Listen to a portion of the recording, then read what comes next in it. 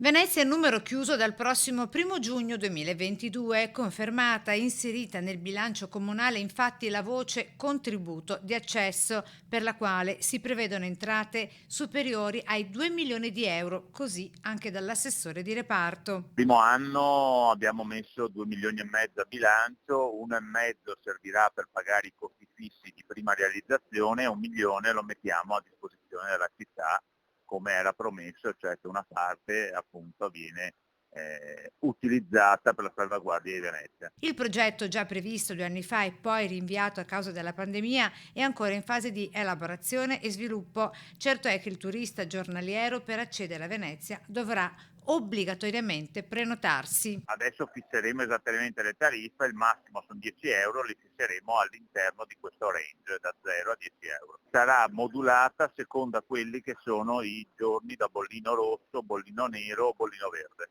Previsti i tornelli alla stazione dei treni per chi utilizza il trasporto ferroviario, mentre per chi arriva in Piazzale Roma si sta discutendo se prevedere degli steward o dei varchi elettronici con controlli a campione per le corriere e le auto, con invece il costo della tassa già previsto nel biglietto dei lancioni ai pontili di Riva degli Schiavoni, ad esempio. La domanda è chi sarà esentato dal pagare questa tassa?